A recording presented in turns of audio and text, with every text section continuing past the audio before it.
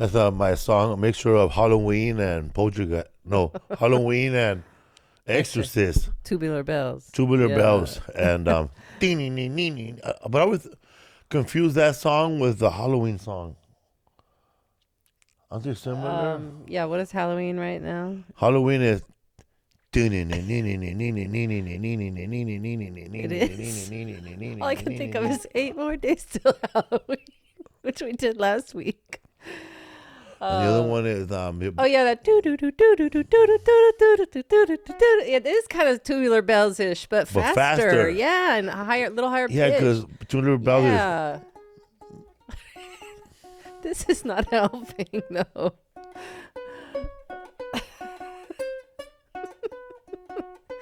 You might as well hum, because this ain't working.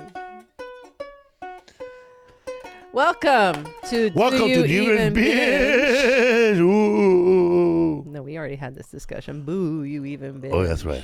No. There's no... Do you even binge? There's no... You binge? You binge? There's no rhyme or reason to this episode, except we are in October still. And we are in this is our 3rd week, right, of horror movies.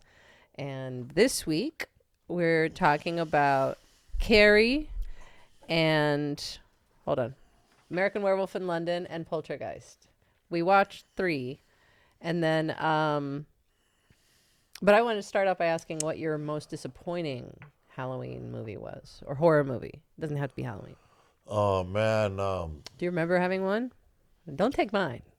One that I saw, like this, for me, like if I watch a scary movie and it's not scary, for me, like who do they like scary movies, I'm gonna be like, well, this one was good because it wasn't that scary. But as far as disappointments, it was probably Halloween 5 when Jason goes to space. Jason's not in Halloween. Oh, no, sorry. Michael Myers. So Michael Myers goes to space? No, actually it's Jason. So it's Friday the 13th. It's a Friday the 13th in space. It's like Friday the 13th, 7 or 6. And somehow he ends up on a spaceship and he kills everybody in the ship and he has a weird mask. There he is. That one. That is weird. That's 10? Yeah, it's 10, yeah. Jason X, oh my gosh. In the year I watched it like to see like this is gonna be a joke, and the joke was on me. A team of I mean, it's 10. It's the 10th one. It's gotta suck, right? I mean, I think that's the red flag right there. Actually, also Friday the 13th, the 3D one, because I didn't have 3D glasses, and it was dumb. Everything's under control, man. It was all visual. Everything was going to the corner, straight at me. What the hell is going on? Jason Voorhees, that's what's going on. He's an unstoppable killing machine. How did he... Okay, I have questions, though. How did he get in space? I don't know, man. How did he get in the Enterprise? Did the spaceship take off from camp? From the camp? They must have beamed him up or something by mistake. He's here. We'll talk about Friday the 13th. Well, they all having tank tops on space. You got to keep the summer and camp element. He has a what? He has a metal mask in space. Metallic. Okay. Metallic. Maybe when he first got there, he's got that mask. You've got to be kidding me. This movie what the hell? was like Alien versus Jason. He's buff too, so he goes through some transformation while he's up there? Dude, I could have told you to stay home when I saw the trailer, man. When did you see this? I saw it a long time ago on DVD, and I said I rented it, like I put it in between 2 pornos. You got it from the video store? Okay. This is gonna be tight. And I've never seen this. No, I have no idea. I don't think he's out there. Why don't you just behind stick your head out? It was Frankie Quinones right there. Frankie Quinones, the Cholo Creeper.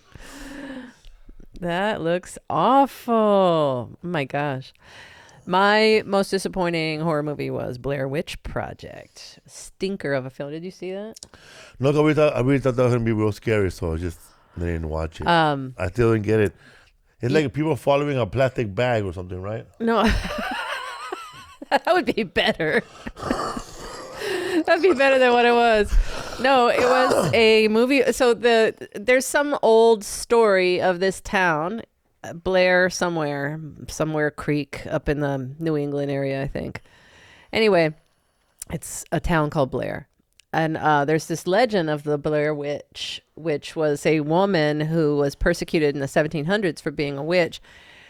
And they say like the whole town just ended up disappearing one day. Just everybody left everything in place and left. Like the Mayans just left. Kind of like that. Yeah, those weird towns, villages that were discovered when people just like stopped in mid bite of dinner and just left or whatever. So anyway, this is some film crew, I guess, amateur film crew, documentary crew going to document this. And I think the newness of it was what people liked about it in the beginning was that there was no soundtrack. There's no score. So you don't have that buildup of tension in the music or anything. And it's straight up like raw video looking. So like cinema verite, it just looks very raw and, real. You can play the trailer here. Home, which I am leaving the comforts of for the weekend. So she's one of the filmmakers. Explore the Blair Witch. I thought it was a real documentary. That's why. I'm really excited about this. Thank you for the Some opportunity. people did think that too, because it says like, I think the disclaimer in the beginning is like, we found this footage. That's all we found of the filmmakers. Because So we're making a this footage documentary. was found after they supposedly all were killed. It was all fake. I know. Lost Oh yeah, No, I know we're not it lost. wasn't like fake. All over the place. It was. How do we know it was people? Well, It's even not if a it real wasn't, I'm not going to story. play with that either. It's like it's It's fiction, all because of me that we're here now. but it's made to look real. But Hungry. it's all real noise, Cold. no music. Just Oh, I know what apologize to Mike's mom. Yeah, so that Josh's mom is a and my mom. Michael Scott episode where he does that little fake Blair Witch thing with the flashlight. It's playing off of that. But so anyway, they're in the woods and they see these that little cross thing, a little human figure, I guess, made out of sticks, and then, which I think they copied in True Detective, Yeah. right? Or was that what it was called, True Detective? The first season, which was confusing as hell. They had those hanging all over the woods, and nothing happened in that first Nothing happened. season. They What didn't the? resolve We were waiting for something big to happen. Nothing. But Blair Witch, this is what happened. Isaac's dad. We were living in New York at the time. It was like, when did this come out? 99. Okay. We were living in New York at this time, and his dad went to work and left me a voicemail on the machine, and it said, I got a bootleg copy of a movie called Blair Witch Project, and I'm going to warn you. This is his message to me. And he went to work, and I just got home from work. I'm going to warn you, it's probably the scariest movie I've ever seen. So if you want to wait to watch it, at home you can, or you can watch it now. So I was like, oh, scariest movie he's ever seen. So I go put it in.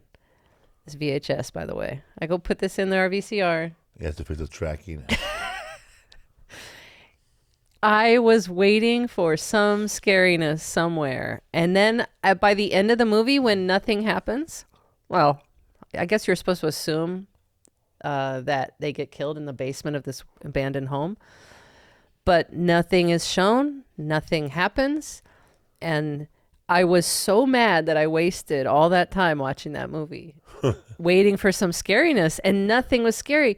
Some people talked about being nauseous because it was like shaky. There's no steady cam on anything. And they were like, people were passing out and throwing up, yeah, right? dizziness and all that stuff. And it is annoying. It's more annoying to me than nausea producing, but I was annoyed. They did. What people got from this movie more was the promotion about it, the hype, huh? It was the hype. Because they were putting aside those missing filmmakers all over the town first, right? Yeah, I And think the they people did a were campaign like wondering. that. Yeah. Well, it went to festivals first too, and I think the word kind of spread a little bit from the festival circuit because festivals were very big, in the 90s.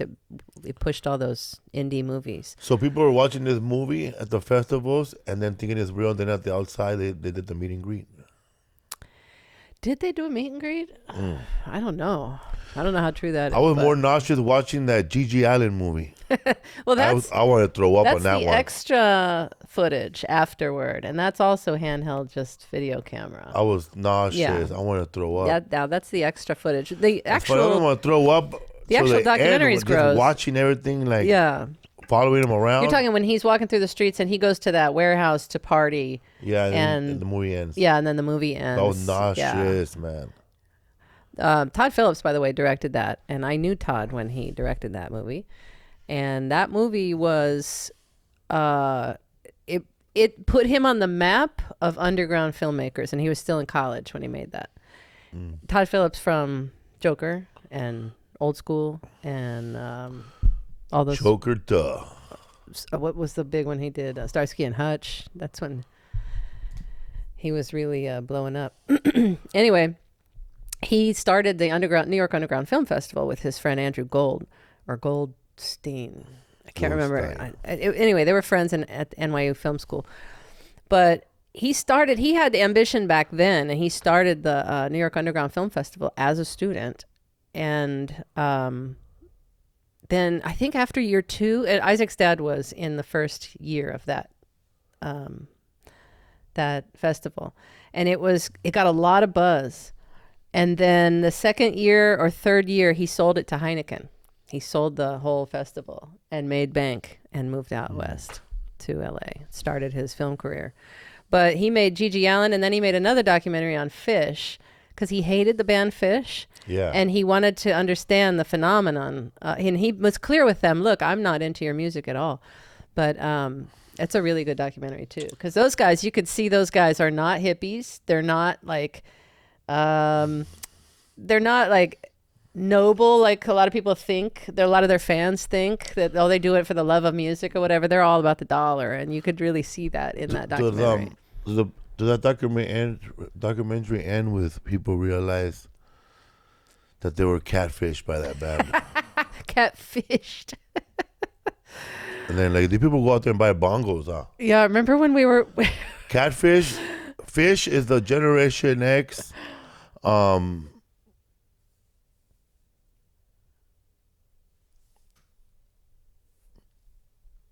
get back to you guys. Grateful Dead? Yeah. Oh, is that what you're trying to say? I thought you were coming up with something more, deeper, but yeah. I tried.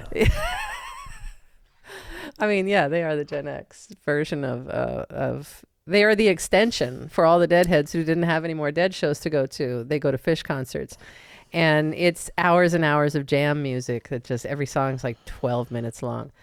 But leave me out of it, man. Oh yeah, and it's how did Isaac describe it? Beer, like that's the music. That's how it all sounds. Just going there and watching somebody's hand sticking out with a tambourine. I'll just fucking reverse and go home. Remember, we were driving in that Uber driver. He had all Fish on his satellite music app thing that he had on his car. And it was all Fish albums. And I was like, I do not want to hear any of this stuff. But anyway, I forget my point of that. But yeah, Blair Witch sucked. It was a disappointment. And don't ever watch it if you haven't watched it. It is not scary. You'll just be mad. But anything else on the worst things? No, the Blair Witch Project was named after Linda Blair. No. From Exorcist. This is fake fact number 523 from Felipe. First movie we're going to talk about is Carrie. Carrie. And did you see Carrie when it came out? Yes, my cousin Laura. In the theater. She took me to see the movie. I don't know why she took me, but I guess... Laura with the light eyes? No, Laura she's Selena's... No, she's not Selena's mom. She's the one that was... She has like grayish hair now? No, she had black hair. Oh. She's dark like me. I think we're talking about the same person. She has streaks of gray, I think. Yeah. Yeah. She's Selena's aunt, I think, right? Yeah, she took me to see that. She took me to see Suspiria. She took me to see that movie, Carrie. She took me to see that movie, Maniac. And she took me to see a lot of horror movies, man. I was too young to watch. I was like mortified at these movies. What was Suspiria about? We're gonna watch that later, right? I have For an no episode, idea, but- man. It starts out with somebody dying immediately, real hardcore. This is directed by what's his face Asia Argento's father, right? Right. Yeah. His name is Dioro or Diario, something like that. Asia Argento, the last girlfriend of Anthony Bourdain before he died. I was probably like when this movie came out, I was younger, but I saw it. I guess we would go to the horror movie theater that would show like 1 week and show like 4 horror movies. The next day was just 4 Bruce Lee movies or 4 kung fu. I love those kind of theaters. And then 4, they'll show all the Charles Bronson movies. Death Wish 1 through the end. I would love to own a movie theater, small movie theater with like 2 screens, and just show those kinds of things all the time. Just like blocks of movies that go together for some reason in my head, you know? That's what I want to do. The Arlington Draft House in Washington, D.C. Actually, not There's Falls one in- Church. Yeah. Well, it's in it is Falls Church, I think. That theater was No, cool. it's Arlington. Arlington? Okay, that's Virginia, where I yeah. forgot I thought I forgot my something, but it was in my backpack the whole time. We went there in the daytime to go hang out, to meet up with somebody for something in the daytime. Man, I felt like I was in one of those old school independent New York movies where the bad guys come in and they do a drug deal inside the movie theater where the movie's playing. Because when we get there, man, everybody is stoned watching the movie and they're eating food, like regular food, like ribs, and they're watching an old movie and they're drinking. Yeah, it's food and drink. Yes, it and was like watching 2 a movie. p.m.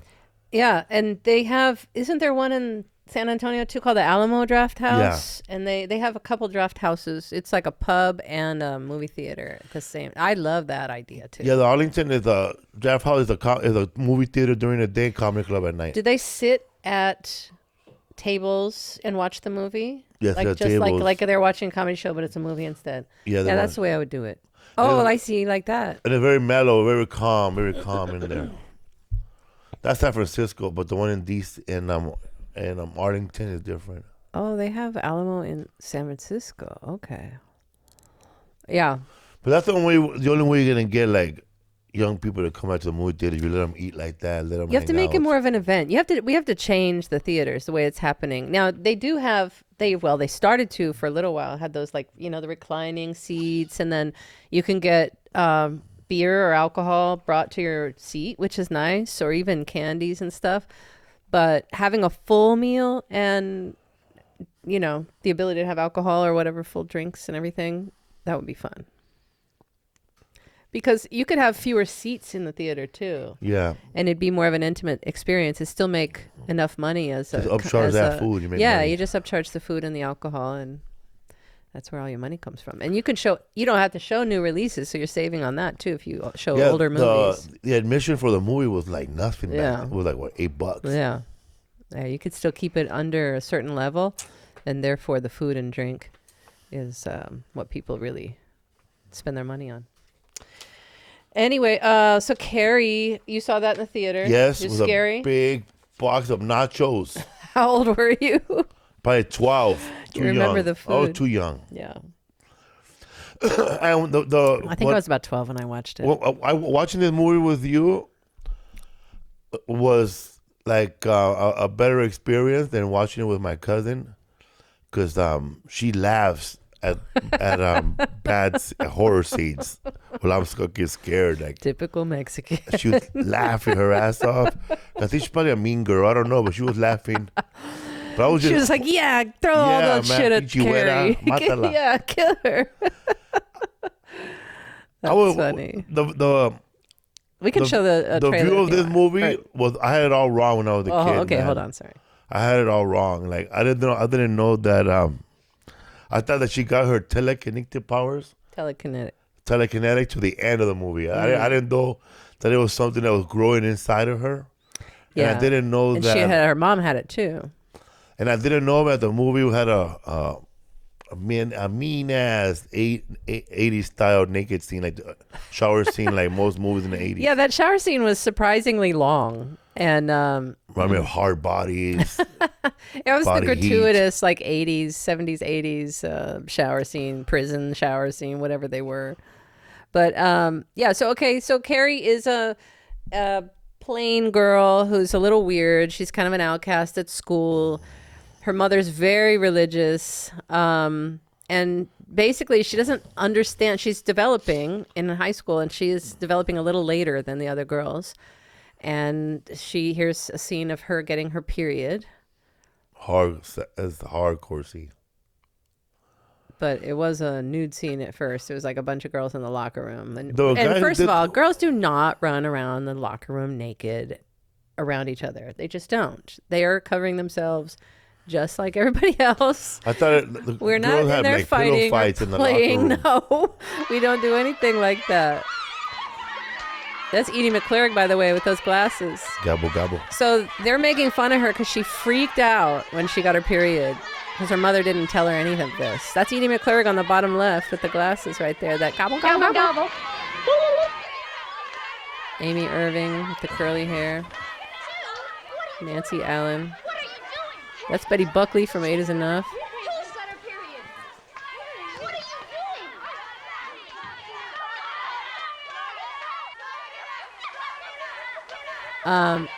Yeah, so the girls taunt her. They're making fun of her for not knowing what's going on. And even the teacher, this teacher has slapped 3 students in this movie. But she's getting her to stop freaking out because she's like, "What? It's just a period. It's okay." But her mother never told her it was coming or told her what it was all about. And her mind just blew that light bulb. And the girls are bullying her and throwing tampons at her and stuff in the shower. Because she didn't know, huh? She feels bad, Amy Irving. Feels bad for what happened. First of all, pause this for a second. So, Brian De Palma directed this. Okay. Great job, because this movie holds up. You said it holds up after man. All this time. You don't have to change anything in this movie. Only the clothes are really 70s-ish. That's it. Yeah, man. The clothes are awesome, too. Yeah. And, man, you don't have to change nothing in this movie, man. There's, like, animal brutality. There's naked chicks. There's menstrual periods. There's witchcraft, knife throwing. No, there's no witchcraft. Kids getting slapped by adults. I know. She slaps. Betty Buckley slapped everybody. She and was what like people America's like, mom. women working out. Yeah. So, what was I going to say right now? No, Brian De Palma directed this. He's friends with Steven Spielberg. They're shooting this in the valley. Oh, that's a good one. He's shooting this in the valley, and he calls up Steven Spielberg and says, "Hey, come down to set. There's a lot of cute girls down here." I mean, they were all, of age. They were all 20-something. But Edie McClurg was 29 in there, playing a high school girl. But anyway, so he's like, and also this woman was only 3 years older than Carrie, this teacher here in real life. How do you think I feel? I'm playing a fucking mom here. So, anyway, he calls up Steven Spielberg and says, "Come down to set one day because there's a lot of cute girls down here." So he did come down there because he was single and everything, and he goes and checks out all the girls. The girl in the red hat, PJ Souls, who's one of the bullies in this, she told this story, and she said he hit on Steven Spielberg came down to set, hit on every girl on the set, and they all turned him down except Amy Irving, who's the real curly-haired girl in this, who's the nice one in this movie. And they ended up being married for 4 years, I think, and had a kid. Yeah. That's her right there that you almost clicked on there. Yeah, right there. That's Steven Spielberg's first wife. And then she ended up being in some movies herself, Crossing Jordan, TV show, all this stuff. But it's Crossing Delancey, not Crossing Jordan. Anyway, she became his wife. Isn't that crazy? All from Brian De Palma making a phone call. But yeah, Carrie's an outcast. Her mom's very religious. You could show her mom and the crazy religion stuff. She takes everything she's like a fundamentalist. You could close the other tab. Yeah, just close them after we're done with them, and that might reduce. She like that lady from King of the Hill that doesn't want you to go trick or treating. Played by Kathy Bates.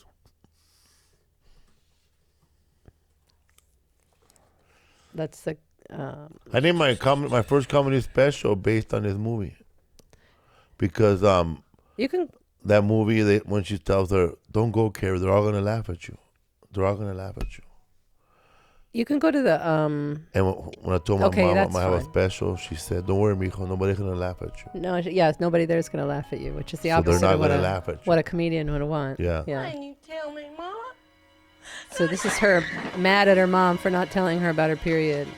And God made Eve from the rib of Adam. And Eve was weak and loosed the raven on the world. Piper Laurie as her The mom. raven was called sin. Piper Laurie thought this movie was black comedy. No way. Yeah. So she thought that these lines are so ridiculous. There's no way they're real. There's no way this is a serious movie. And first sin was intercourse. So she started playing it First like sin was intercourse. comedy. Say it. First sin was intercourse. First sin was So intercourse. she's First sin was basically in intercourse. denial that her daughter's becoming a woman. So that's what all their struggles are about. And she thinks she's sinful now that she's hitting puberty. Eve was weak. She got problems, basically. Eve was weak. Eve was weak. And then Eve was weak. and then saying Eve was weak and all that stuff. And He was weak. He was weak. My dad, he treated me like that, but he'll make me say the Padres are weak. The Giants are weak. The Reds are weak. Dodgers, #1, mijo. all right, we can go to the next one. Carrie tells mom she's going to the prom. I don't know if that's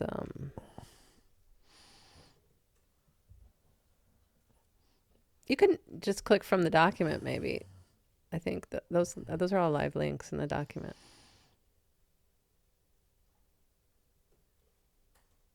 Just pull up the document. Yeah.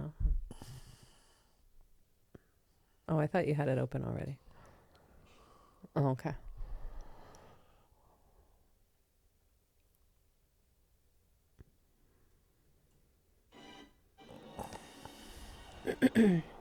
So Carrie gets asked to the prom by William Kett, America's American. What was his name? Greatest American hero. Yeah.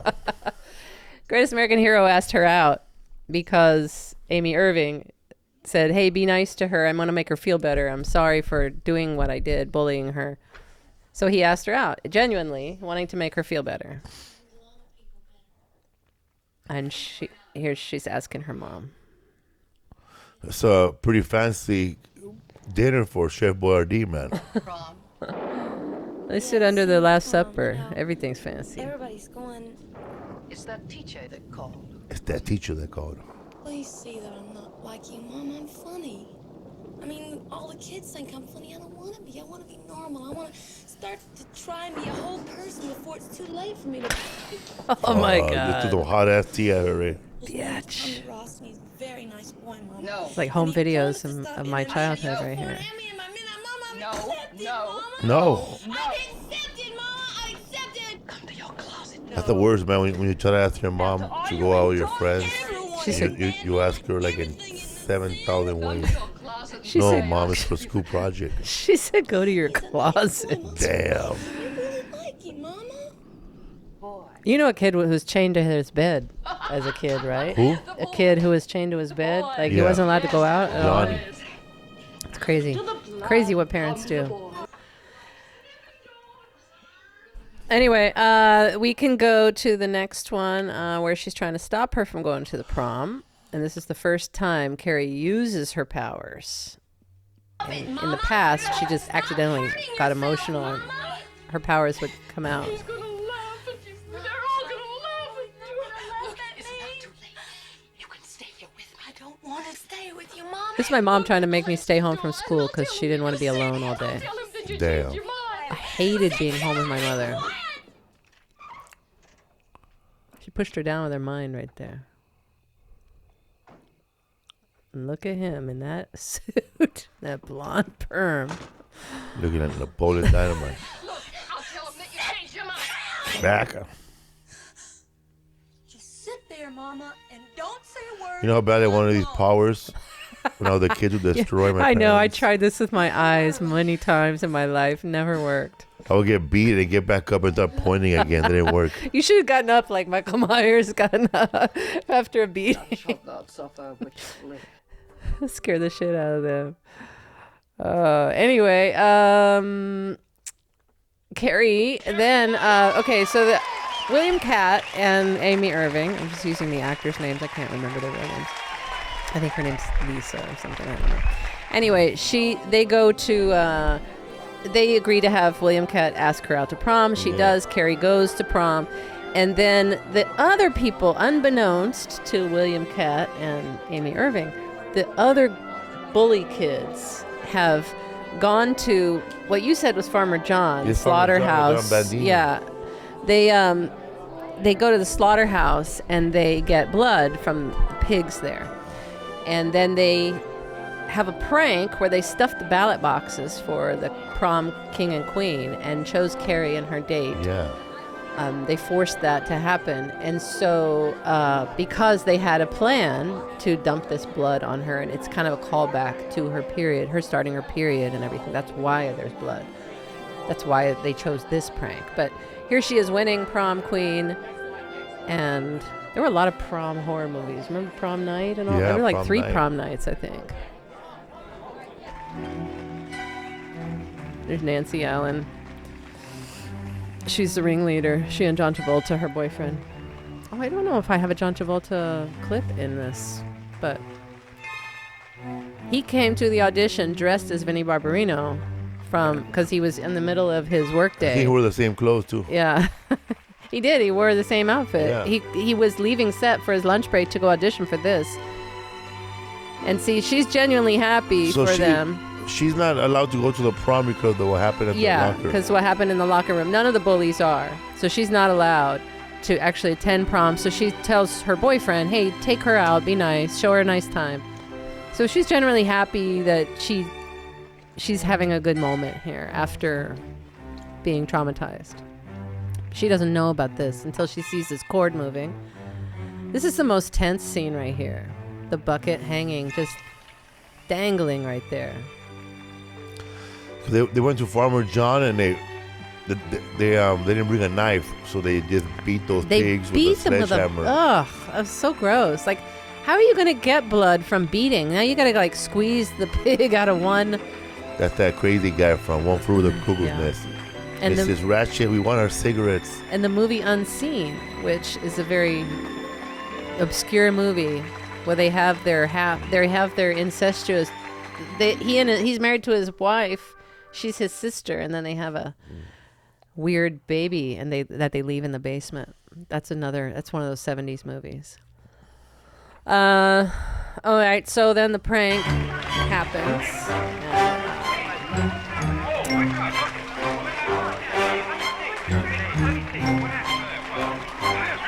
And they're trying to stop it. The teacher thinks she's up to no good, so she takes her out. By the way, Nancy Allen, the blonde girl bully here, she was married to Brian Palma or I think they got married right after this movie. And then they were married when he made Blowout too. Blowout's one of the best movies ever. Also Nancy Allen and John Travolta. There's the blood. Her date has no idea what just happened. He gets angry. That bucket hits him in the head right here hard.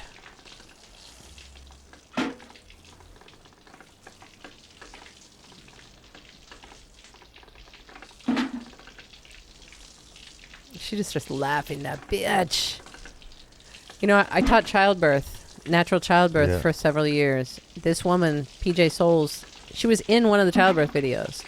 She didn't have the hat on, but she is giving birth naturally. And I just couldn't help but hate her because of this movie. Yeah. Oh, they don't show the bucket hitting his head, but it hits him and knocks him out, so he's out pretty much the whole time. Carrie gets furious. Is there a blow-up scene here? Yeah, Carrie gets angry. That's the next one. We're all gonna laugh at you. And her mom's voice playing in her head. Like, I always thought in the movie they were all laughing, but you say they're not laughing. They are laughing. In real life? Yeah. Oh, I thought you were pretending that they were laughing. No, they're laughing. Because they were all shocked at first. They were shocked at first. I'm sorry. She is hallucinating that they're laughing. Yes, you're right. Only that one girl laughed. Yeah, Right? only PJ Souls laughed. Because I remember that when the coach was laughing when I saw the movie, I was like, why was she laughing? They can't But get I out. didn't realize until I watched it. No, she wasn't. She thought they were all laughing. She's imagining that But her the mom was said- right. Yeah, because that's how your parents say something, one thing, and it stays in your head forever.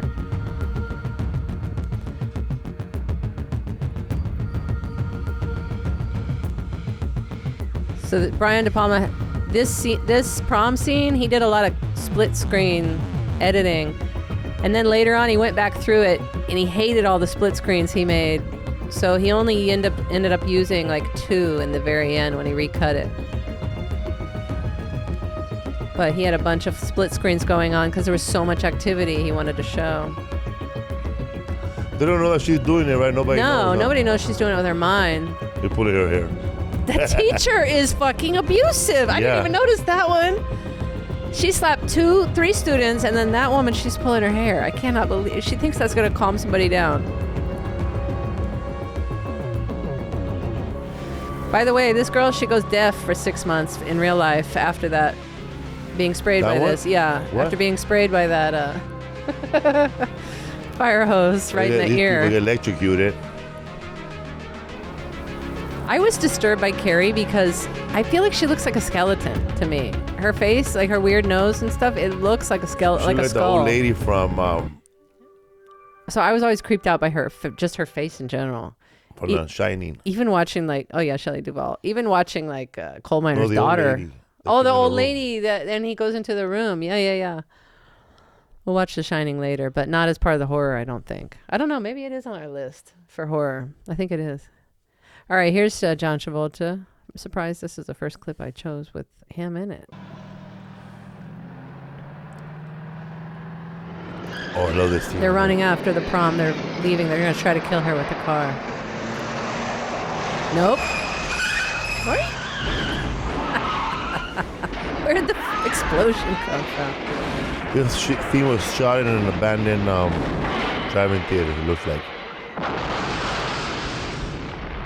It does look like that. You know what? That's elements of Firestarter too. She did there's a lot of Stephen King movies that's all right. thrown into one character right here. Firestarter, and then something else. She's going back home. Take it out on her mom. We're gonna have it out, biatch. And then that's the next scene is Carrie and her mom having it out in the end.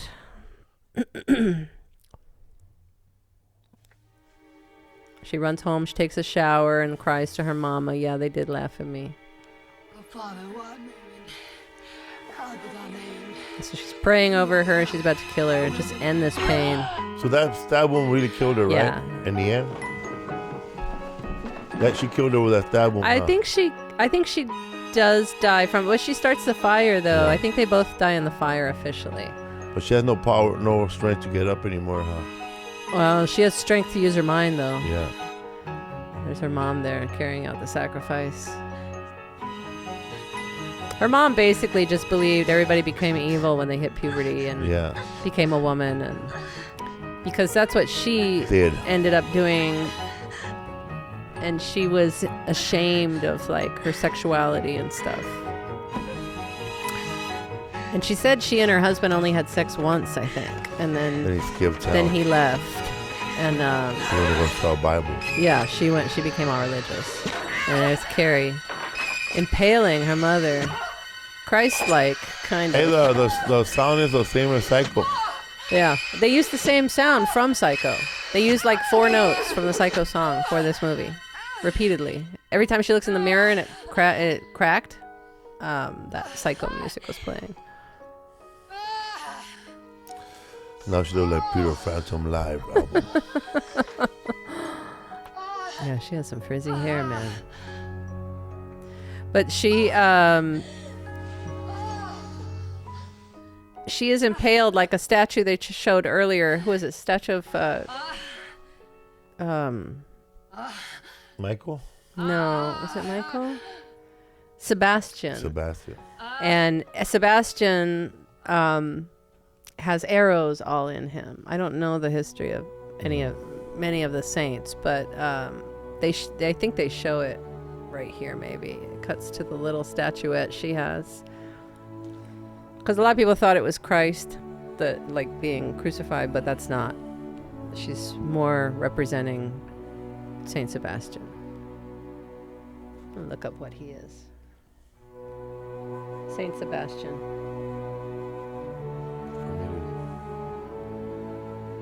He died during the persecution of Christians. He's the patron saint of athletes, archers, soldiers, and those facing enemies of religion. A protector against epidemics, especially the plague. I don't know what that has to do with this movie, but that's it. And then we have American Werewolf in London. Anything else about Carrie you want to bring up?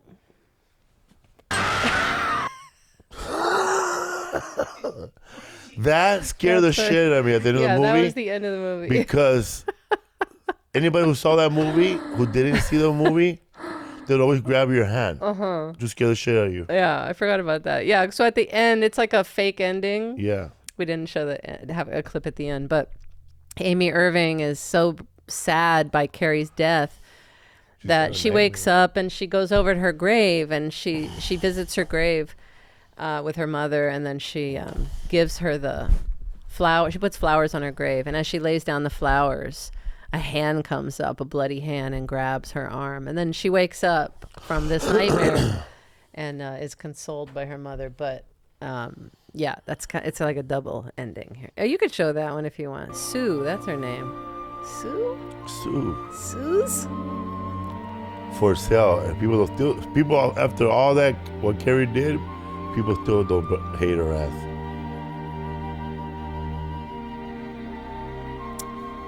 Carrie White burns in hell. They hate her. No, they Pretty still bully her. Yeah. This girl went on to do Noxzema commercials. You stop talking about the Noxzema girl. This is the second episode that we've had where he mentions the Noxzema girl. Because she went on to do Clearasil commercials. She went on to do Beverly Hills 90210. She did? No, the Noxzema girl. Yeah. No, I never watched that show. Okay, well, we're going to look up the Noxzema girl. But anyway, she was like maybe in the last season or the second to last season or something like that. Man, so quiet and peaceful. Yeah. And I'm a good girl because I had her back. I had her back, kind of, even though I threw some tampons at her. Here, Carrie, here's some flowers to make you feel better now that you're dead. Ah! Oh, man. Still bleeding. And in real life, this woman who played her mom is her mom, is Amy Irving's mom. I didn't know that. I didn't think that, Phil. I'm going to shoot a trailer with my daughter.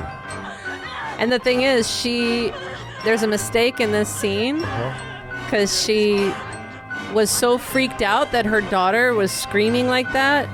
She says Amy instead of Sue. But the music's so loud, it covered it up.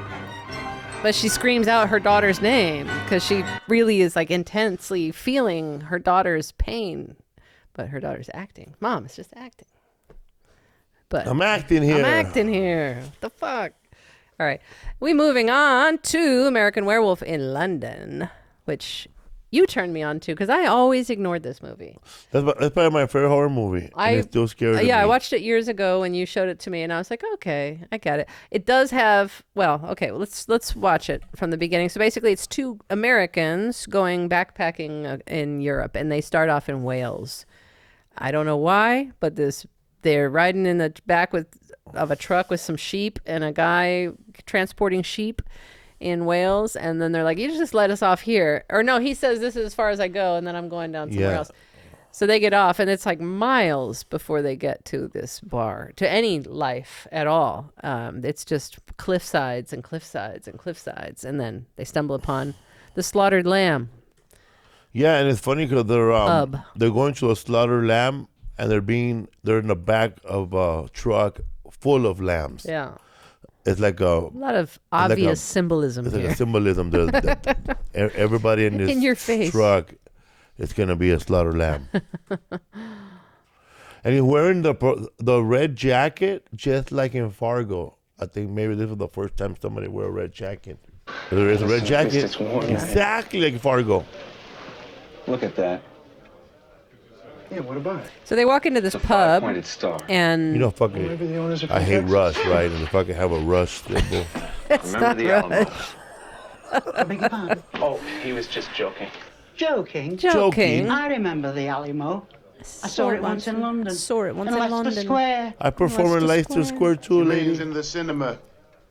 That film with John Wayne. Oh, yeah, of course. Checkmate. Right, with There's Rick Mile, right? By the way, Rick Mile from The Young Ones. I don't know if you never watched The Young Ones.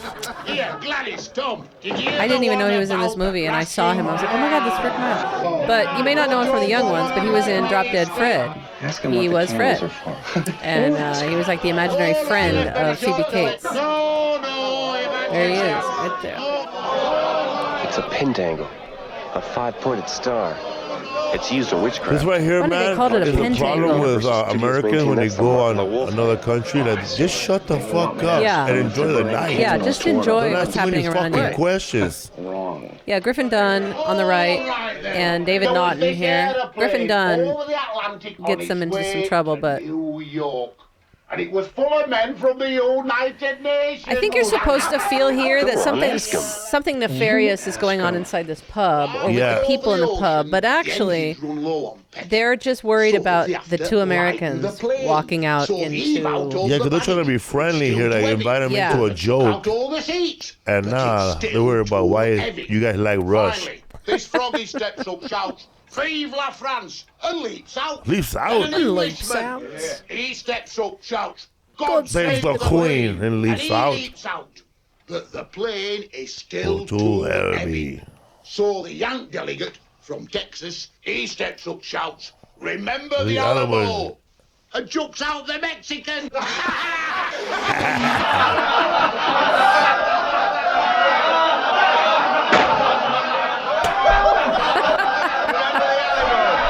Remember the Alamo. Excuse me. What's that star on the wall for? It's for Texas. You don't get it? Remember the Alamo. I never miss. He missed his darts, too. So... You made me miss my dog. You made me miss. So there's tension in this bar, but they really don't want anything to happen to them. What happens is they're like, they leave. They kick them out of the bar, but then the lady's like, you can't let them leave, which you kind of take to mean we got to go get them because we're bad people, right? That's the way I took it. Like, you can't let them leave. Like, they're not leaving because we're going to do something to them, right? That's the way I felt. But really, she didn't want them to leave because they know something's going on out there in the woods and stuff in their town. But they've been mum about it. They've been quiet about it. That's why there's a sheep herder everywhere, letting out sheep for that werewolf could eat it. But they never explain that. But yeah, the sheep are all being brought in to appease the wolves so that they don't attack humans. But they never explain that. But you see it happening a lot. Everybody in that, and there are a lot of sheep in Wales. And also Wales. everybody in that bar is wearing a wool sweater. There's a lot of wool over there. Remember, we went to that wool. They had a wool factory in Ireland when we went to Dublin. In Howth. About that coat and that hat. Howth, when we went, that was the greatest time. Oh, you know what? I'm going to send you. No, never mind. We won't use it for this. But I have footage of Felipe driving the boat in Howth on a little tour we took. It was a little private tour because nobody else was there. It was fucking cold. Isaac almost turned into an icicle on that boat. All right, so let's go. This is the killing scene, right? Attacking scene, yeah. So they leave the bar, and they do get attacked. Hey, wait a minute. We're lost. I mean, you're in the fucking cliff sides. Nothing is around.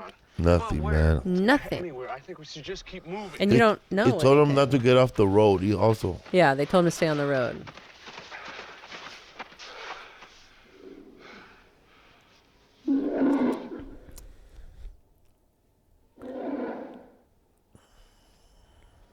It's moving. It's circling us. Ah, fuck. Ah, fuck. They're off the road, huh? What's the plan?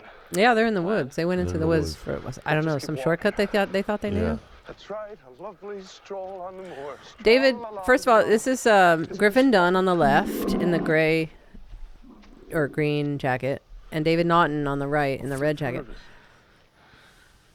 You think it's a dog?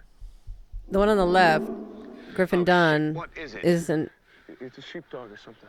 Come on, turn He's the son of that guy Dominic Dunn who wrote that book. The OJ book. The OJ book. Another City, Not My Own. Another City, Not My Own. Which was written from his point of view, sitting in on every day of the OJ trial in court. And I'll talk about him in a minute when we talk about Poltergeist. But remember that guy on the left, Griffin. I don't know. I'll tell you when we get there. He fell? He fell. You really scared me, you shithead. You couldn't help me up or what? So he asked for his help here, right? This is what I find crazy. He asked for his help to get up, and then he just bolts when his friend starts getting eaten. Yeah, man. That's Felipe running for the hills. Not even help. No. He said, help. I thought you'd help me up. Oh, yeah. Jack. I guess I should help. He mauled him, huh? He mauled him. Oh, I'm still here, dude. See, everybody from the bar shows up. Yeah, they killed show up. him. They knew what was going to happen, so they go out to help. But the police are there too. They say the police are there. I didn't see any police. They call them later. If there was a madman. Now there's the guy, the werewolf in human form, right there. Yeah, it was one of the locals. Yeah, and so then he wakes up months later in a hospital. So we can cut to the next scene. So he wakes up months later. 3 weeks later, I think he says. Yeah, 3 weeks later in the hospital. And he doesn't know what's going on. Going to bite you very badly. At the door. Yeah, I think that link is wrong. But that's a dream, though. Oh, this is the dream? Yeah. Oh, that's right. Okay, I'm sorry. You're right. Okay, I forgot this was a dream. Yes. Yeah. He's dreaming in the hospital. Okay, I was confused. Sorry. And then these weird Nazi motherfuckers. Yeah, weird Nazi guys. By the way, if you ever go to the Colorado Denver airport, they still have paintings of these guys. Yeah, the Denver airport. They do still. The Denver airport has a mural in it that has guys that look like this. Yeah. And there are conspiracy theories about that whole Denver art installation. The weird horse statue, all that stuff. Yeah. It's like apocalyptic, that stuff. It's weird. So, good dream right there, man. Yeah, so he's having fever dreams. And then this nurse, who I guess is trying to hit on him the whole time. Not to worry, I've just the thing. But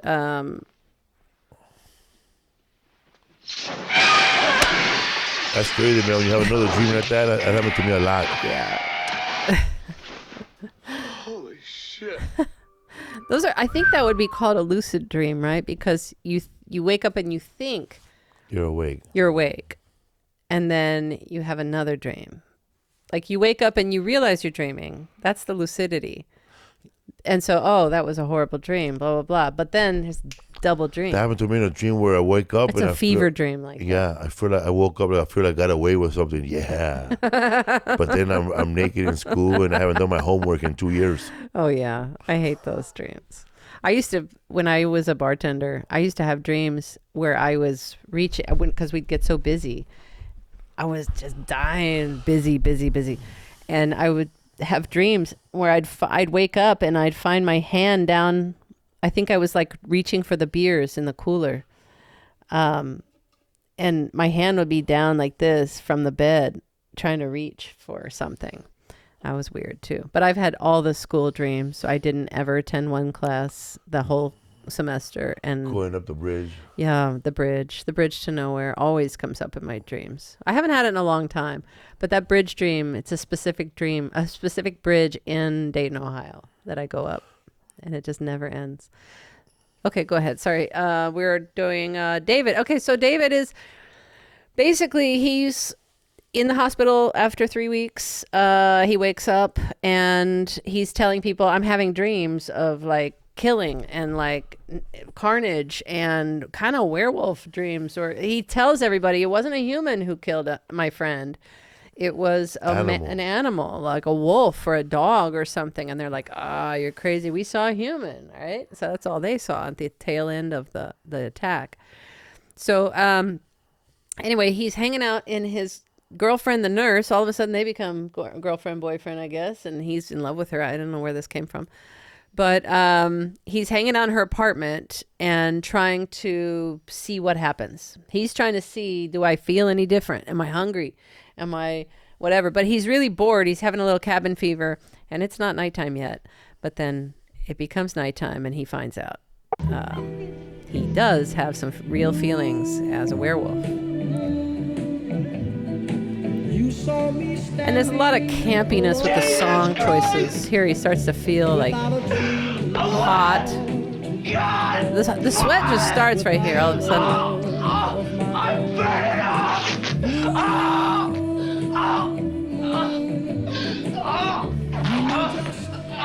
I didn't know that's why he got naked, because he was hot. Yeah. And you said Hulk, Incredible Hulk, is basically a werewolf. Yeah. but transferring into a sort of a giant also human instead of a wolf. This is not the song that was playing. It was playing I Hear a Bad Moon Rising. No, Bad Moon Like Rising is Creedence. in another scene. Bad Moon Rising is in another scene. Really? Yeah. This is Blue Moon here. No, we thought the. They plays in another scene, I think. No, it was Butch Escobar's theme. Bad Moon Rising in American Werewolf in London. I didn't mean to call you meatloaf, Jack. What do you think would be the worst part, the most painful transformation part of your body? For me, I've had cramps in my In your sleep. my sleep. And that's what I imagined. This whole transformation is one big growing pain. You see growing pains hurt, right? I've had growing pains in my if shins. you were growing all at once like this, you think it would be that painful? It would be horrible. Horrible, right? I think feet and hands would be the worst. And then the jaw. For me, it's the back and the feet and the jaw. Feet, hands, jaw. His face has not changed yet, but then they show special attention to his face. I think anything that's starting new is painful because you already have the pain from the legs, so fuck that pain already. Look, I had braces twice. And I know people want to comment on my teeth being crooked. I've seen those comments. So. But anyway, no, I don't care that my teeth are crooked. Not everybody has a perfect smile. It's fine. But I had braces twice, and the first time I didn't have a retainer, so they went back immediately. But then I got braces that pulled my teeth from the middle of my mouth up to the front row of my teeth. By the time I stepped out of the doctor's office, my teeth had jumped up to that level. And I had the biggest ache in my face I've ever felt. And I remember, like, I had to have an expander thing, like a weird bar across the roof of my mouth that I had to turn a key for once a week. I'm not lying. To spread my mouth apart to allow for the teeth to fit in my mouth. So in this process, my jaw was just constantly hurting because it was constantly being torn apart. So Bad Moon Rising and not the song that was playing there? Hold on. I think it was. Then they changed the song for this. No, it's playing in this one. Hold on. It's playing in this transformation in the theater. It's playing during the theater transformation. Okay. Oh. Don't come around tonight. It's bound to take I thought it was your playing life. during the house. There's a bad moon on the rise. What California boy sounds like that? Anyway, that's the greatest transformation, werewolf transformation in film history, right? This is my favorite transformation. No, that's my line. Oh.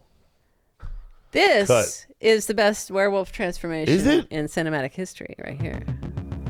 Even better. Watch. This is a Thai film. First of all, you gotta have a wolf show up. You need the wolf as an ingredient for the The dog transformation. just staring at you, man.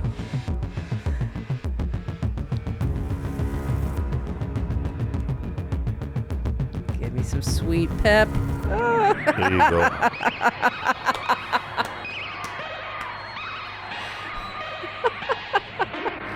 Oh, he's almost complete. Wait, we need the wolf to pass by one more time. Phew. Now he's fully wolf. Give him the hands. Oh, that's great.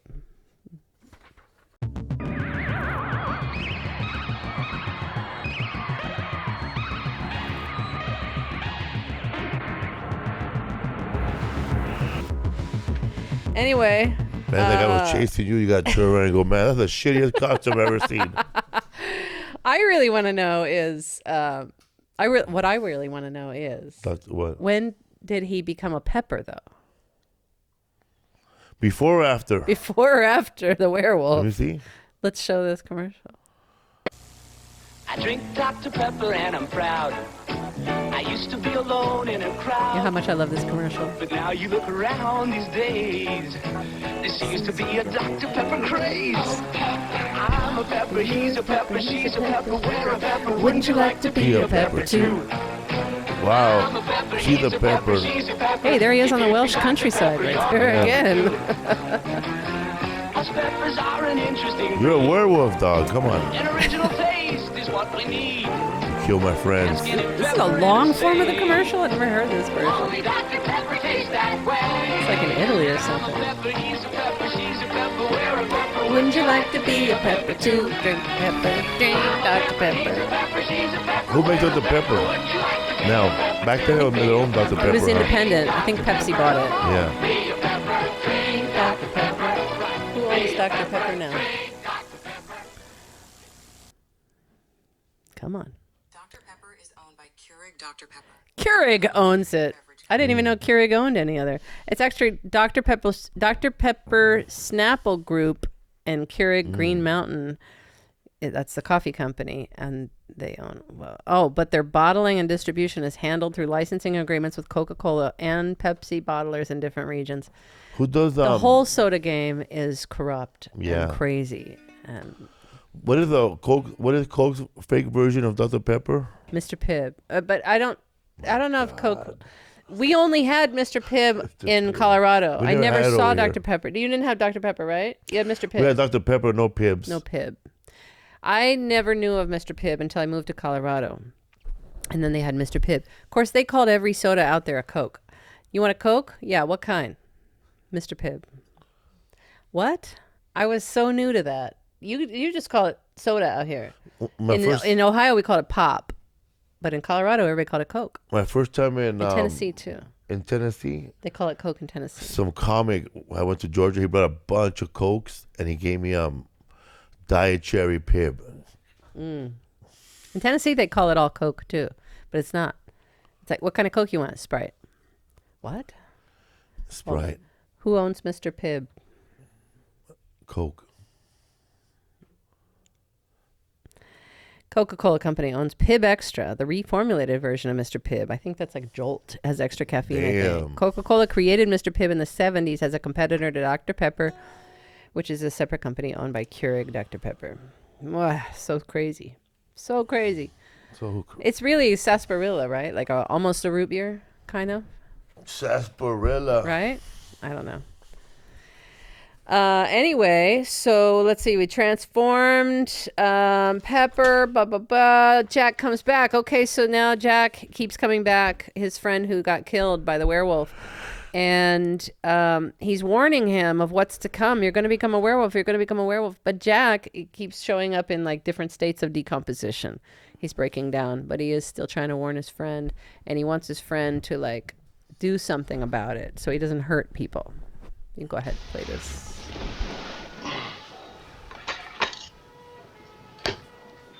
He doesn't want no regular food. Look at that thick ass oatmeal. He looks like your family. You and your family with that haircut right there. Can I have a piece of toast? It's kind of freshly mauled there. Fuck out of here, Jack. Get the fuck out of here. Thanks a lot. No, I can't take this. Am I asleep now, awake, or what? I realize I don't look so hot, David. But I thought you'd be glad to see me. David, you're hurting my feelings. Hurting your feelings? Has it occurred to you that it might be unsettling to see you rise from the grave to visit me? Okay, you can Sorry to be upsetting you, move David. to the next one. The Jack comes back again, worse this time, in the mirror here. We can play that. He's all green now. Yeah, he's decomposing even more. Not real. Matching his jacket now. Don't be a putz, David. The jacket's got to stink by now. A nurse, huh? Nice. Come on. He's imagining all this, right? He's imagining Jack, yeah. Yeah, everything. I don't know about everything. Well, what? Every time he sees Jack, he's imagining that. Yeah. Okay. But the environment around him is still it's all real, happening. yeah. It's just he's not there. Okay, we can fast forward or go to the subway. So David started at 116. Then David is running around town, kind of causing havoc on his nightly feeds, hunting. This is a really great scene because you don't see the wolf until the stairway, the escalator scene. But you just hear it, or you don't really see it coming at him. But it's terrifying because of the running through the halls.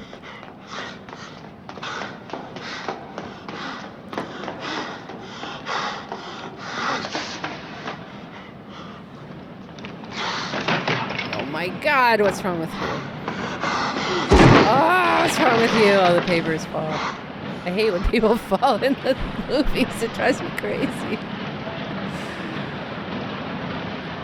He never had a chance. Never had a chance. So watch, there you see the full-size werewolf. And he's coming up the stairs to him. We saw that the actual model size of that at Joe Rogan's studio. Yes, he has it. Joe It's Rogan's huge, right? studio. It's huge. It could really take somebody out, yeah. It's the actual, like... Probably a it's a reproduction of it. But yeah, Joe Rogan has a statue of it in his studio. Then we have the next scene here. He's still the doll. What am I talking about? David is still on the hunt throughout London, but Jack visits what's his face, David, in the theater, an adult theater. I don't know why they chose this setting, but he's warning him again and basically telling him to kill himself, to sacrifice himself for You look awful. the good of humanity. I'm sorry. I didn't mean it. I don't know what I'm saying. I don't even know if it was me that killed those people last night. I don't remember doing it. What about the zoo? Well, Yeah, he woke up in the zoo if one I'm not the night wolf, after then a night I'm of crazy killing. enough to do something like that. And look at me. Here I sit in a porno theater in Piccadilly Circus. We went to Piccadilly talking to a Circus, corpse. remember? That's Yeah. where all the Christmas stuff was happening. I'm actually glad to see you, Jack. It's all cleaned up. I want you to meet some people. So Jack David is trying to Kessler? convince him by This bringing is Gerald Bringsley. all of his victims killed here the Beatles. that he Murdered killed. on the subway. We thought it best for you not to see him, as he's a fresh kill and still pretty messy. And then they're in a porn theater at the time, so it's like that in the background. It's so weird. Mr. Goodman's idea. But I think he thought He's they your wouldn't good be friend. seen over there, What I is guess. I'm a victim of your carnivorous lunar. So anyway, I think this scene is pretty stupid, but they're all talking to him and convincing him to kill himself. Anyway, He ended so up dying there. he doesn't die yet, but first he unleashes some carnage Oh, because yeah, he turns into the werewolf in the while theater. masturbating in the back. No. No, but I think the security guard starts to think so. Yeah, he's pulling a Pee Wee Herman here. Now, not this Pee one. Wolf Herman. Go. Oh, it is? Yeah, that's oh, it. well, he already transformed, though. He transforms to Bad Moon Rising in the scene before this, but... So they're closing him up. That's nothing, huh? Nothing. When he comes out of here, he just goes out like Toffee, just biting people. Yeah, just going and biting everybody. Like Toffee's our dog. Put a muzzle on him. What are these British cops gonna do? They said go get the rifle squad or whatever. Yeah, get the rifle squad because these cops they don't have guns. They have It's like a safe on one of the lights, and they have a key to take the gun out. I think. Right? Oh, they're inside the lights. Remember like the street posts or something? Street posts, yeah. I didn't know that's where the stash is. They could have hit him with a billy club. Yeah, they can't. Look, the hospital doctor shows up. Yeah, hey, anybody need a doctor? Oh my God, he's so big. He will. Dead. Dead, doctor. His head rolled. Fuck, he just took it like nothing. Like, boy, look at this guy. That's me during Thanksgiving when I'm eating and they ask me to take a photo and I'm going to have food in my mouth. What? Damn. Carnage. Yeesh. We were there. That's where we stayed. You were staying there, yeah. Little legs. Oh, Dad. Cheech and Chong. They killed Cheech and Chong right there. So, yeah, he's just biting everybody. He's hungry. They should throw him a squishy toy or something. I know. They didn't think to, like, throw anything at him. And then... Damn, that fucking... Then his girlfriend comes, the nurse, she comes to visit him. Because, you know, like, typical woman, she thinks she can change him. I could change him. He's just a crackhead. Leave him alone. He's just a crackhead. He's just a little David. You didn't mean to snatch everybody's chains today. They're going to kill you. Huh? And for a moment, you think it might work. Yeah, but this guy's they're not even him. We can It's control not him. that. That's the thing. Just like an addict, it's not even him. Yeah, it's like the Incredible Hulk. Yes. Something takes over. You're not dealing with your regular boyfriend I love here. you, David. Ah! He has like a Grinch nose. Killed. He happened to run in there, right? Nobody chased him there, right? The wolf? He ran in there. Yeah. Yeah. I don't think he was drawing a suicide, you know, like drawing the foul here. But I never they ever caught a fat werewolf where, damn, that, like, he's up there all fat. This guy was huge, bro.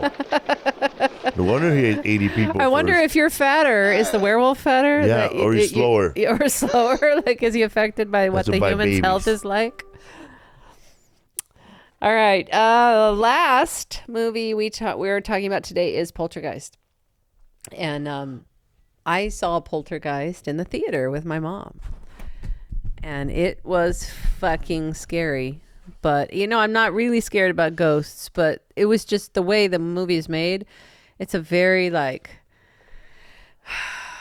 it's different because you never see a ghost at first. You know, you don't see a ghost until when they're doing the sort of the exorcism or whatever, the cleaning of the house. But it's all just what happens to the kids. Like the kid disappears and everything. It's a poltergeist, which is a childlike ghost, I guess. But it really is a combination of ghosts because of the fact that they're built on a cemetery, which we'll show in a second. But this is how the movie starts, basically. And Carol Ann, the TV sign off. Remember when TV just went off? I don't know if we have that clip. This is how it was. This was like TV just ended. It went to bed just like we did. And then, I don't know, like late 80s, infomercials started filling that time. And they started realizing there are people up after midnight. Surprise. And they're watching TV. They're captive audience because there's nothing else to watch. So this is how TV would go off the air. It's all the major networks, which was all there was back then. And then once cable came on, cable sold that extra time to companies who wanted a longer form commercial basically for cheap because pretty much nobody's watching. But then they realized people were watching this stuff. And then infomercials became a huge thing at late night. And then later late night shows started happening. And yeah, all sorts of... Tybo. Yeah, all sorts of things happened after Then the midnight. shopping network took over. Now, just TV is just 24/7, streaming whenever you want. And, and I don't think anything goes off the air anymore. Doesn't Byron Allen snatched up all the late night 3 o'clock TV time across the country. So anyway, the static TV, the snow or whatever you want to call that. They're all scared. Kicks on, and the kids are all asleep in the bed with the parents. When did the movie come out? 83. When did Uncle Buck come out?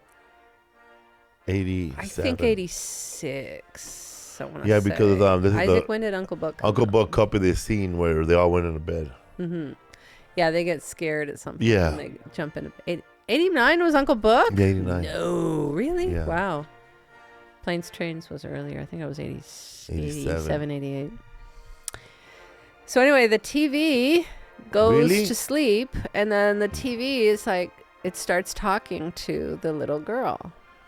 It's telling her, you want to buy a jeans We can jump knife? ahead a little bit. I don't know if she Ask talks her, to you want to work out and join Tybo or what, little girl? Go get your parent credit card. I don't think that shows it. It's just going off there.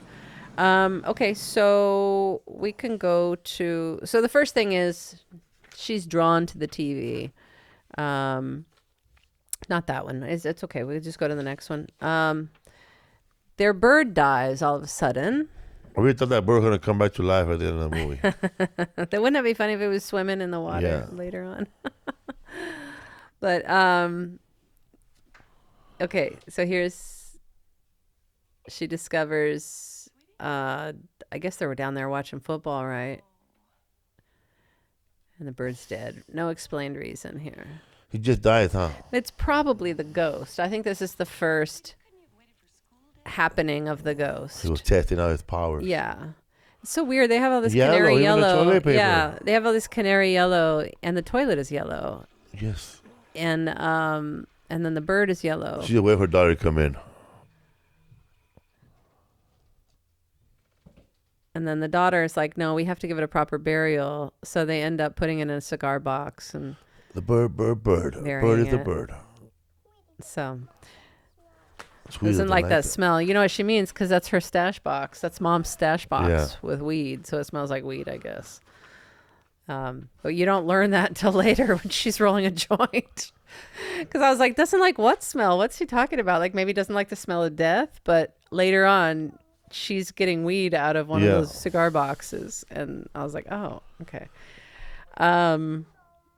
You can fast forward or go to the next scene. I mean... just things start happening around the house. Kids are scared. This kid is scared of everything. Look at tree next door getting bigger. Yeah, he's scared of the storm. He's scared of the tree outside his window, and he's scared of the clown in his room. Who buys a life-size clown for a kid? First of all, that clown, he was scared of. He threw a blanket over him, or a jacket over him, and he disappeared. Now he's gone. The clown is missing from the chair where he was sitting, and so he's freaking out. This was parodied in Scary Movie. Yeah. Where he drags Sean Wayans. Well, Sean Wayans drags the clown back under the bed.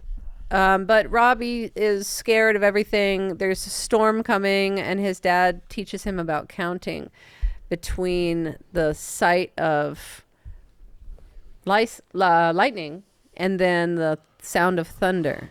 And the farther apart the thunder and lightning are, the farther away the storm is. So you see the lightning first? You see the lightning first because the speed of light is faster than the speed of sound. You know, like when you see like tennis players, you see them whack the tennis ball before you hear the sort of sound, right? It's delayed because the speed of sight is the speed of light is faster than the speed of sound. But anyway. So when you see the light and you hear the sound and the sound is closer and closer, that means the storm is closer. The lightning is actually closer to you. But if it's pretty long in between the seeing the lightning and hearing the thunder. But you guys don't get lightning out here. That's or thunder much at all in California. That's weird because in Ohio, there's storms all the time. So I'm very comfortable with lightning and thunder, but But I always remembered this explanation, and it did help me feel better about lightning, because I was always afraid of lightning getting close to me. Come on, Coach, figure it out. And Coach Craig T. Nelson. This is how I knew him, and then Coach took him to another level of fame. He was a household name at that point, but he had done like 3 Poltergeist movies. I had that telephone, by the way, as a kid. Nothing. You couldn't hear anything on it.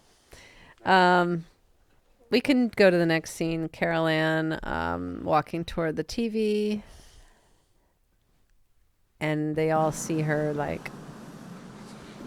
doing this, and she's communicating with somebody. Oh, no, this is not the one where they're watching her do this. That's in the very beginning. She wakes up.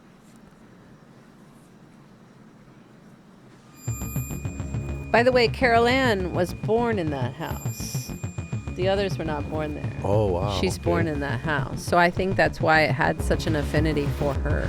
Because they mentioned one of your kids was born in that house. He said, yeah, Carol Ann.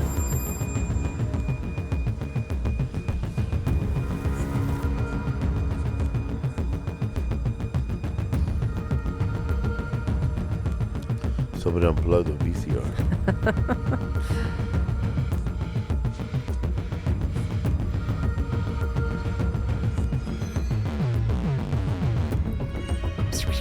There's a movie that came out later where the girl looks at the tape, right, instead of TV. The Ring. The Ring is about watching. Everybody who watches that tape ends up dead, I guess. Oh. That's the first time you see something. It's kind of corny seeing it. Oh, it's get ready to laugh. You were scared, but okay. I felt like we shouldn't even see it, but I see. That would have been enough like that. Yeah. And it burns some weird hole in the wall. And then they think it's an earthquake, even though there's no report of an earthquake. There's Twitter right there. What? Twitter? The Twitter logo right now. Just pass by. Rewind it.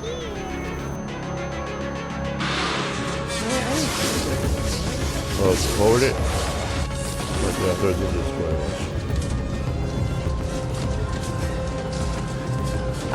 You're stupid. That's like the dove of peace or something like that. Anyway, so okay, the next day they're by the way, they're putting in a pool in their backyard, this family. And so there's some construction workers on their property, and they're harassing the 16-year-old daughter. And the guy on the right is who? Sonny Latham? That's Sonny Latham, man, from 48 Hours and Predator. And he was a cop in The Warriors.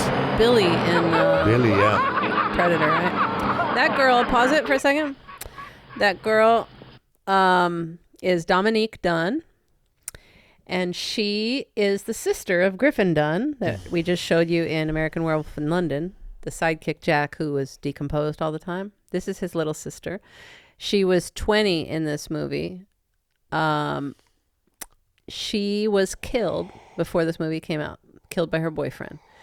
She was strangled by him. They had an on and off toxic relationship. And she was being abused by him. And she broke it off. Then he couldn't accept that it was really over. And so he drives to her house, and she changed the locks. He's talking to her through the door. And then she's having a rehearsal with the guy from V. She's rehearsing for a scene for V that she's going to film like the next week. And she's friends with that actor, Patrick, I forget his name, Patrick something. But he's in the house. And she's like, oh, stay here. It's my stupid ex-boyfriend, whatever. So then she's talking to him through the door. He encourages her to come out and talk to him on the porch. She does. While she's out there, her friend inside, the actor, heard a couple slaps, a couple screams, and then a thud. Then he goes out there and he sees the guy standing over Dominique's body. And he had strangled her, and she was brain dead immediately. Wow. And then he admitted to the cops when they got there, I just killed my girlfriend. I tried to kill myself, which was a lie. He did not try to kill himself. He claimed to have gone inside the house and took a bunch of pills, but he didn't take anything. He was fine. And he was a chef at a famous restaurant in LA. And he ended up not getting, I think he got 6 years or something, and he ended up serving 2. And he went back to work, and because the family was so devastated. Dominic Dunn is the guy who wrote that book. Yes. Another City Not My Own. He wrote it about the OJ trial, and they invited him personally to sit in on the OJ trial because he was a victim, or his daughter was a victim of domestic violence. Because of that, her murder, because Dominic was so involved in the whole trial and post-trial and everything, they thought it would be a good idea to have him sit between the two families, the Nicole Brown Simpson family and Ron Goldman family. He sat on that side, and then the OJ family on the other side. And he became friends with all of them. And he wrote a really great book. It's written from this weird, like, third person perspective. Like he's like a hard-nosed journalist or something, is how he writes about himself. But everything that happened was his witnessing of the trial happening, and also the behind the scenes stuff of the OJ trial. How they put in Judge Ito on purpose because he wasn't black, he wasn't white, he fit like this other category, and they thought that would be safe. Like all the specifics of the case are in that book, and you should really read it. But also Hollywood was so interested in Dominic Dunn because he had a front row seat to every single day of the OJ trial. And he wrote about stuff in Vanity Fair about his experience on the trial. And it's a really interesting book, but Dominique was a victim of domestic violence, and it's very sad. She never saw the movie come out. And she was 20. It was sad. 20. Or 21, something like that. But her killer, because the judge didn't allow testimony from his previous girlfriend that he had put in the hospital several times. I think he beat her 10 times in a 2-year period, enough to go to the hospital several times. And they wouldn't allow her testimony to be shown to the jurors. So they only heard part of the story, and they sentenced him accordingly. But they found out after the trial that information was kept from them, and they were all like, oh, we would have given him murder 1 if we had known. But they gave him manslaughter. That's what he ended up with. I really think it was murder 2, a second-degree murder, because it was in the heat of passion and whatever, but murder 1 would have sufficed, but definitely not manslaughter. It's crazy. It wasn't an accident. So anyway, that's that part. I just wanted to point out her because you don't want to let her be forgotten. Robbie, okay, we can go to the next one. Robbie, this is when the ghost really starts to pick up power, and this is when the storm really kicks in and Robbie's nightmare comes true. He's trying his dad's counting technique to be less scared. I think I had nightmares of this. I would have too if I would have saw it, but I never saw it. I avoided it. 1,000. Here it comes. Ah! But this whole thing of grabbing him is a distraction from the little girl being taken. Isaac, can you go get the cable? Oh, okay. Because while they're all dealing with Robbie and saving him from the tree, the portal opens in her bedroom, and everything just becomes a vortex, pulling everything toward the closet. Train set, little robot, stupid clown sitting next to her now. Stupid clown. The stupid clown just appears all the time. It's never asked for.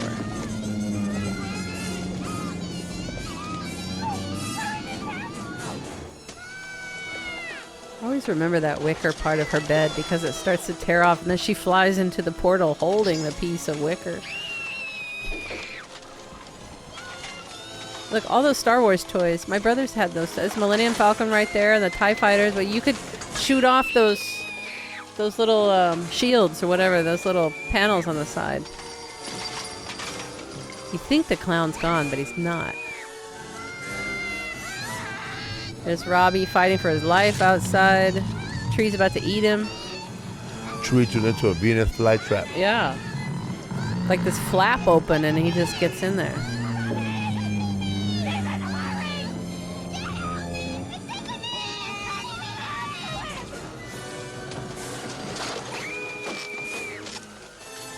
Oh, that's the bed they bought at Pier 1.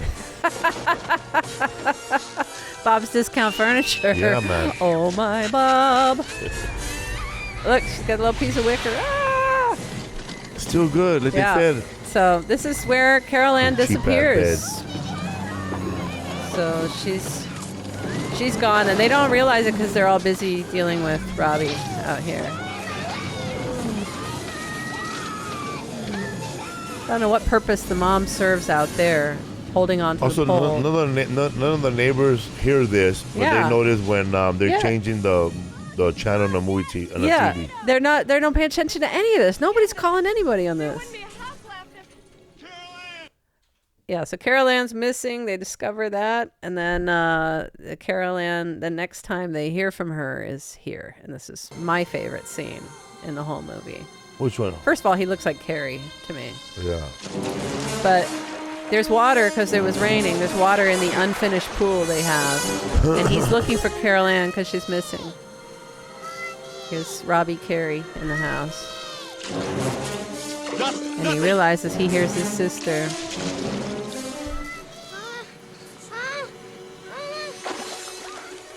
I don't know, but I get vibes like the Ralph Macchio vibe from Outsiders right here. He reminds me of Ralph Macchio. This scene right here, this shot, my favorite shot of the whole movie. God. Baby! Baby, where are you?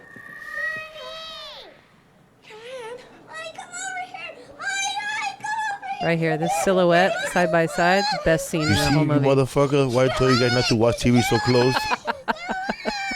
If it was that lady from Carrie who'd been slapping him first. What? I love that scene. But she's realizing her daughter's in the fucking TV. What? Don't unplug the TV. We'll never get her again. We'll never get her again. I'm surprised she didn't get snatched. And then, I know. And then they don't want her. They want a kid. They want to play with a kid. What members of the household? So then they bring on this research team, paranormal psychology, which doesn't exist. It moves but fast. Parapsychology, People, huh? yeah. It does. The Like, scene went he never boom. called the cops. He just goes straight to Like, how do you know all these motherfuckers, man? You know, I used to work for the psych department in college because my first degree was as a psychology degree. And I had calls from people sometimes to see if we handled paranormal activity or parapsychology, and I was like, paranormal psychology, and I was like, no, this is like real science we're dealing with here, not paranormal psychology. And I couldn't believe people were actually calling the college. But then looking back, I'm interested to know why they were calling a college for paranormal psychology help. Like, did they have ghosts? Did those people really have ghosts? Yeah. I wonder. Anyway, well, I don't believe in ghosts, but they thought they had something, I guess. Enough to call a college. How did this guy not... Oh, it's weird. He knew to go there. I know. How do you know to go there? Okay, so then we've got... A realtor. What? A realtor guy. He's a real estate guy. Yeah. He knew about psychics. Yeah. Not even psychics. It's not a psychic. This woman is a paranormal psychologist. Okay, he knows. She's not a psychic. She deals with like the study of the ghosts and the sort of phenomenon and stuff. But then there's some parody, a great parody on Family Guy. Yeah. You want us to pause? No. Okay. No, you can pause. I think we should pause. Sorry.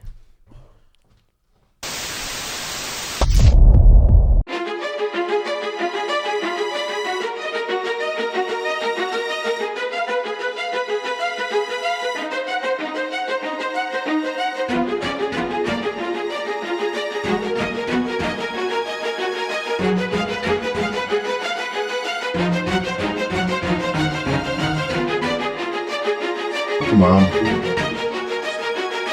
I thought you quit.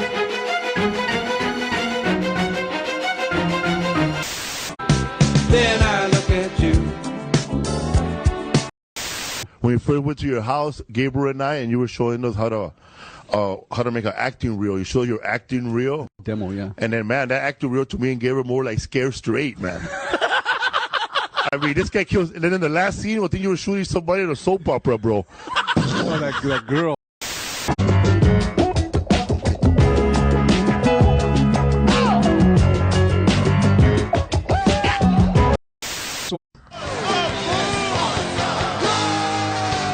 You said that you were trying to kill yourself because your chick didn't want you back. You threw yourself in the river. I was 17 years old. What a fool, right? What a fool I was. And you know what's funny, bro? The river was big. This is an alley river. It was raining, right? But it was raining for 28 days. It was to the top, right? So I'm check this out. You know, this fucking it's more I wanted attention from her, right, dog? Fuck, you know, that fucking first love shit. Fuck that. It was first love serious, so man. Check it out. So check it out.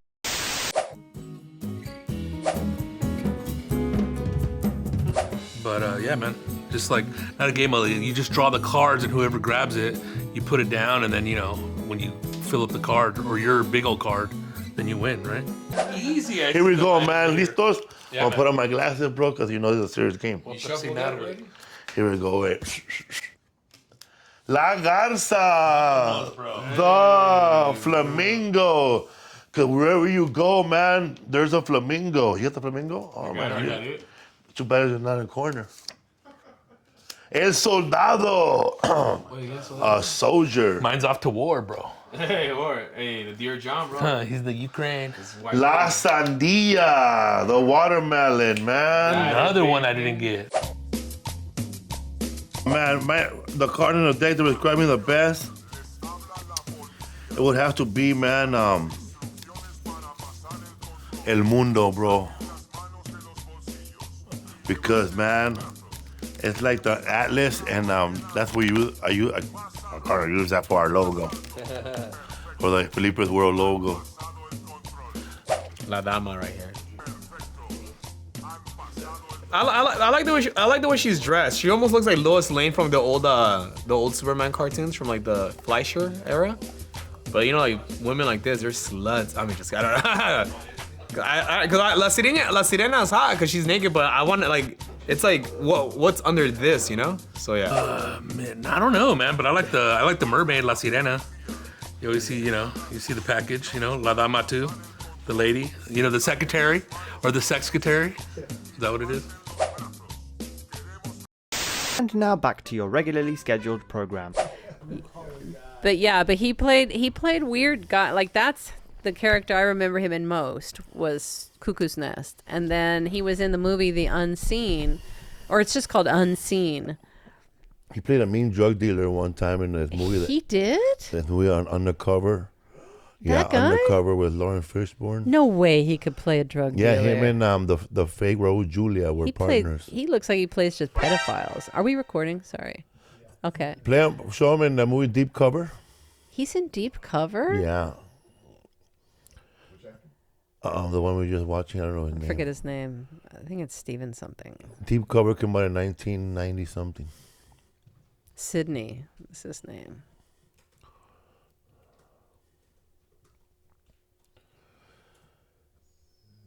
That's him, man. Yeah, he's a small part, but he's a drug dealer with. He's right there. Yeah. Wow, I didn't know he was a drug dealer. I can't see him as anybody else other than a weirdly functioning adult. He's a partner with that bald guy right there. See right there, that guy. Which guy? The left right there. No, the other one to the left. Oh, the top left right panel. There. Yeah. Yeah, they're partners. Okay. Oh, that's Gregory Sanchez. Sanchez, yeah. I love that guy. He reminds me of Marcella's dad. I always think he would be like that. Gregory Sanchez? What's his name?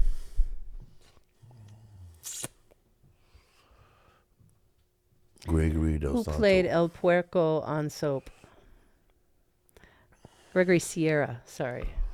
He was on Soap, but he was also on Sanford and Son and Barney Miller, lots of other things like that. Scene in Sanford and Son.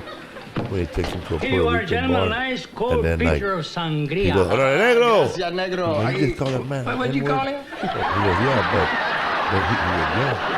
But he ain't even black. You know, they call him Call him negro. It's a very common thing. It's a friendly way of talking to each other in Spanish. What we call ourselves. Yeah. So anyway, that's You look that like guy. no negro to me. Look up the Is unseen. he the rapist Wait. in Archie Bunker?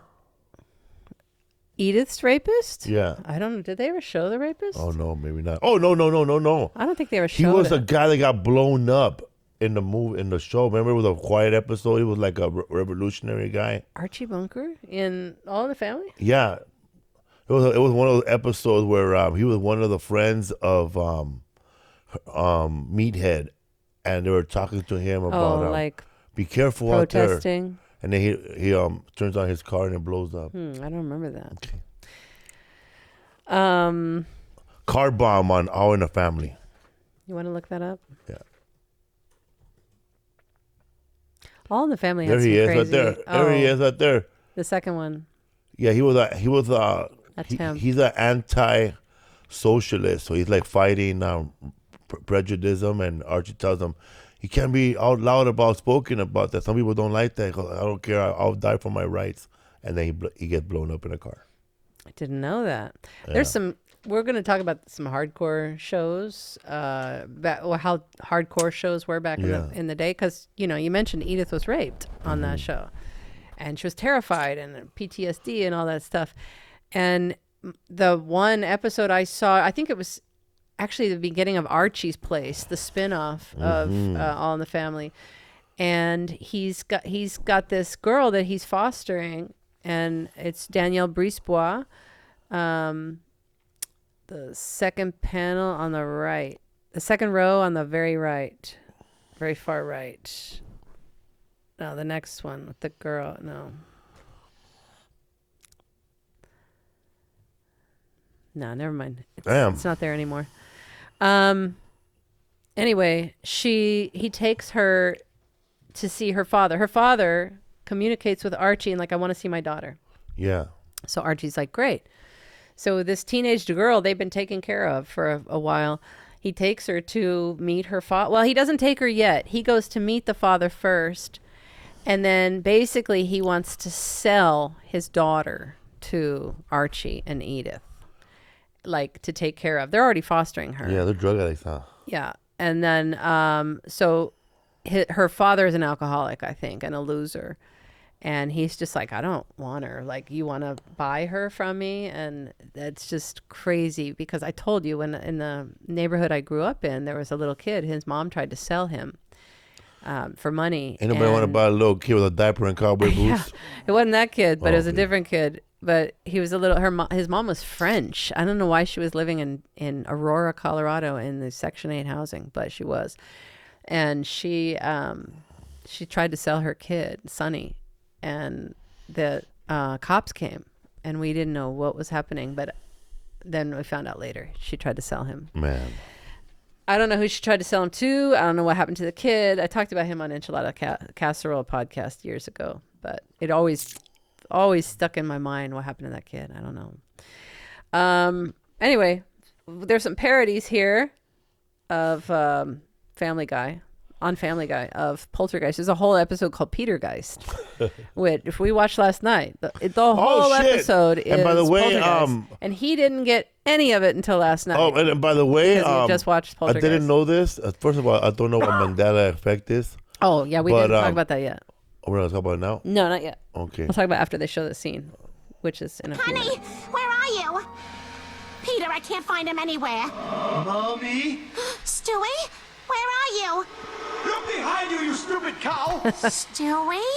Oh my God, what's happening? What's happening? I want to try something.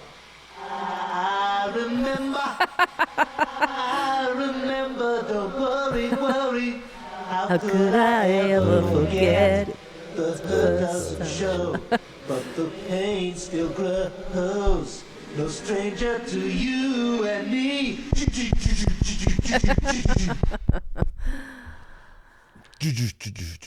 Then there's another scene here, which is a famous Poltergeist scene parodied by... Oh, well, we could watch the original here from Poltergeist. Let's watch that one from Poltergeist.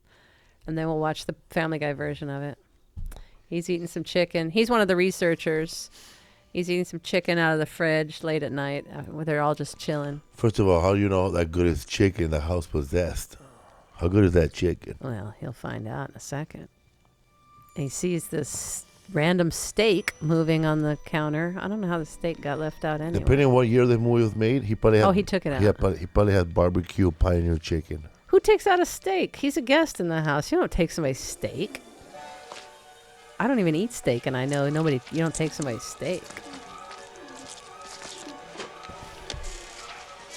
That chicken he just spit out, look at it. Ew. Oh, just like Lost Boys. Yeah, just like Lost Boys. Boraxo. What is that? Boraxo is... Spielberg's hands in this scene. What do you mean? Oh, when he becomes the dummy. Okay, interesting. Yeah, so his face, here's some makeup here. It changes completely in the next one. His face, he's now a dummy. So this is Spielberg's hands right here. Interesting. And he's tearing at his skin. This is the worst. This is the guy who did the Wolfman from earlier on. Yeah, maybe. Were you scared when you were watching this? Terrified. You didn't care that I looked like a dummy? I didn't care that he looked like a dummy. To me, it seemed real. Now he's back to Martin Short. He's Martin Short. So show the Family Guy version of that.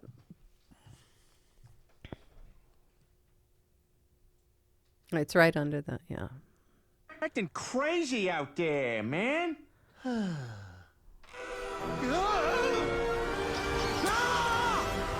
Oh, it is? Oh, yeah, sorry. 17 to 34. Okay. 17 seconds in. He says, I heart Huckabees.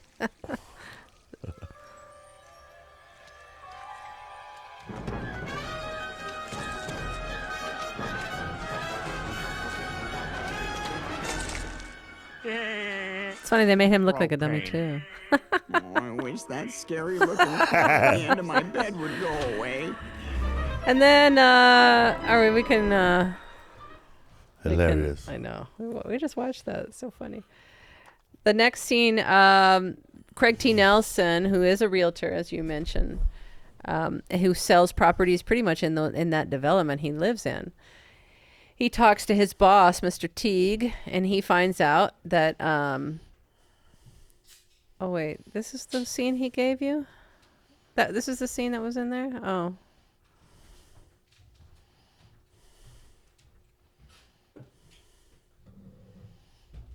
Oh, he found the wrong scene, but that's okay. He finds out that the property, the estates... No. This is later in the movie, Isaac. This scene is not the one I was thinking of. I was wanting the one where they're on the hill and he's explaining to him how he moved to cemetery in the past. He moved the cemetery and developed the land that the cemetery used to be on. Well, he says the body. He says the other part. I know. This is the scene I'm looking for right here. Here we go. Oh, when you give them that property, right? Yeah. You can fast forward to when they're on the hill. All of this can be your master outside. bedroom Yeah. suite. That can be your view. Interesting. Well, Mr. Teague, that's a generous offer. I'm just not a developer. Responsible for 42% of sales. That's almost half of everything down there. Almost $70 million worth of dwelling and properties. Now, that's a whole generation of First of all, his security. daughter's missing, too. Nobody He's going back put to a work price the next tag day on it. already. Now, look, I know we should have made you a full partner 3 years ago. Well, I don't want to lose you now.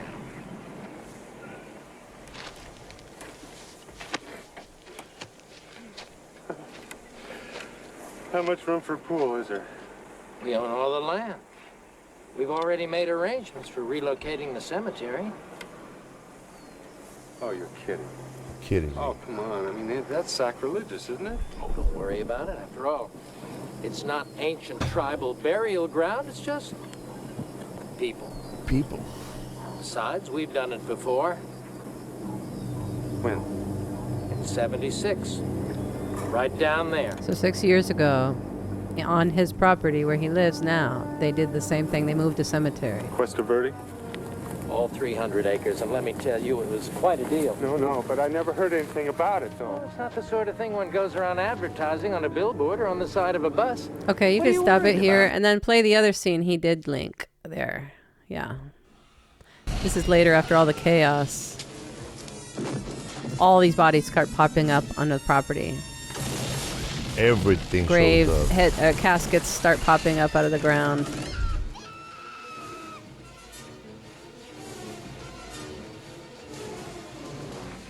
Son of a bitch, you moved the cemetery, but you left the bodies, didn't you?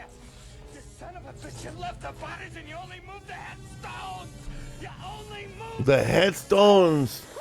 So you only move the headstones. This is the reason why the ghosts are all coming back and everything.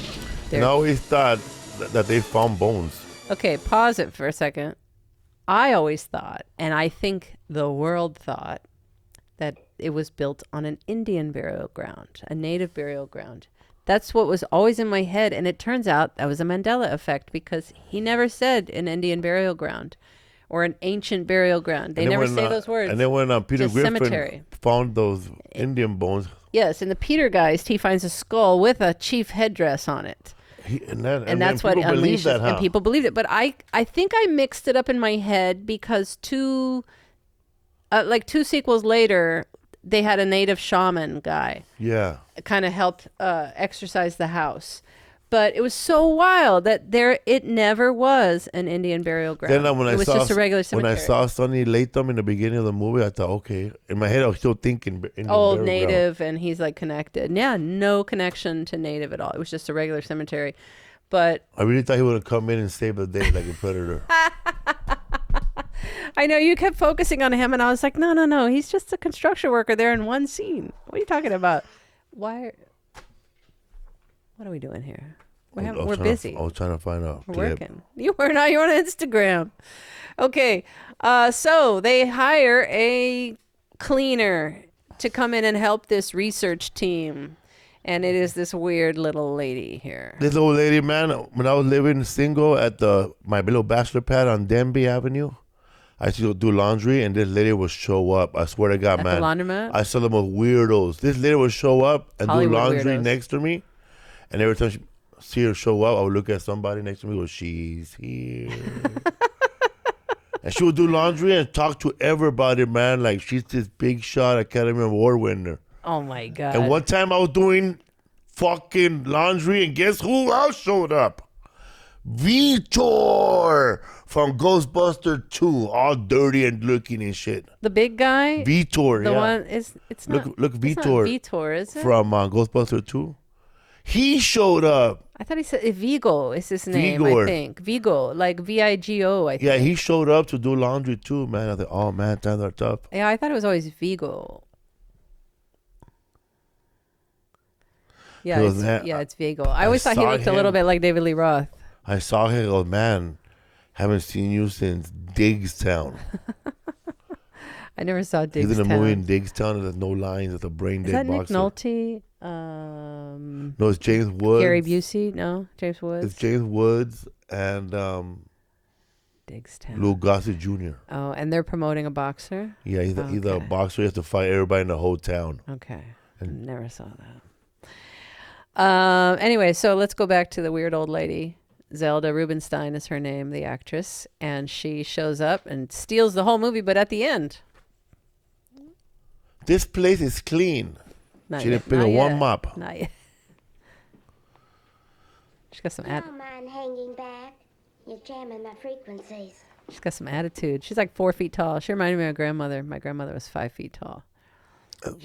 She Funny, moved- right after she leaves, Hitler shows up 4 feet tall. Hitler? What? Well, the clip with Hitler. Oh, I didn't see that. So anyway, so she's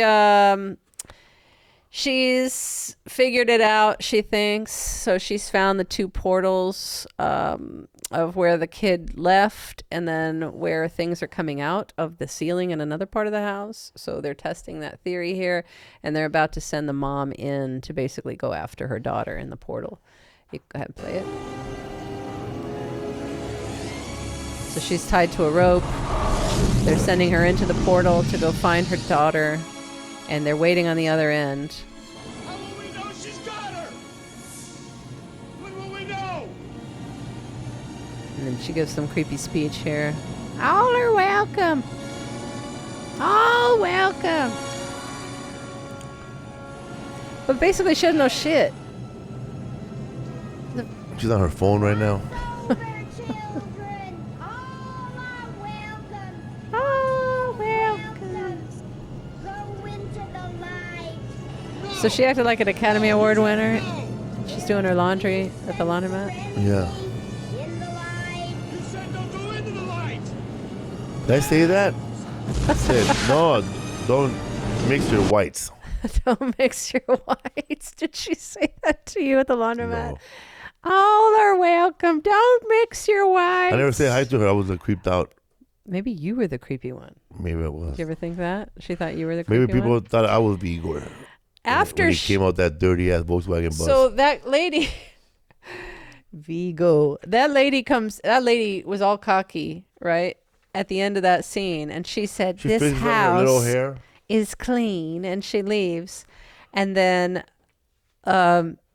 they all go on with their lives, I guess. So they try to. And then this happens. I like the way she said this house is clean in front of her camera. Like the way. Yeah, like they caught the last shot. That's a Ghost Chaser show. Yeah. Yeah, the second one down in the second one, yeah, right there. I wonder if they got what's his name, Selena Gomez, for. Oh, thank God it's clean. Oh, thank God, she did her job. I wonder if they got Selena Gomez for Murders in the Building because she looked like her. She does not look like Selena Gomez. She does. Let her look up. We know what Selena Gomez looks like. She does not look like that lady. You're crazy. You are crazy. Same cheekbones. They're here. Isaac thinks everybody looks like Tom Hardy. You think everybody looks like Tom Hardy? She does not look like they're here. You're crazy. Okay. You crazy. Anyway, so she was wrong that the house was clean. It's not clean. And after everybody leaves, they all found chaos starts after she leaves. The ghost gets stronger. And then isn't that she opened up a shitstorm after she cleaned the house? Yeah, so this is what happened. Well, they got the kid back. Well, that's how they wanted. They got the kid back, and so they're pissed. The ghost is pissed because they got their kid back. So go ahead and play it. And here, oops, I'm running barefoot with construction in my backyard. The neighbors don't hear anything again. Oops. I fell in the only hole there is here on the side into the water. Roll yourself down, man. Don't try to stop yourself. I know. And then all these bodies. Oh my God. My farm was here in 1812. You know, Los Angeles took our water. They're giving a political speech about the water. There used to be a tree here. I was mayor. That woman was buried with all her jewels. Yeah. Anyway, so it's really not over.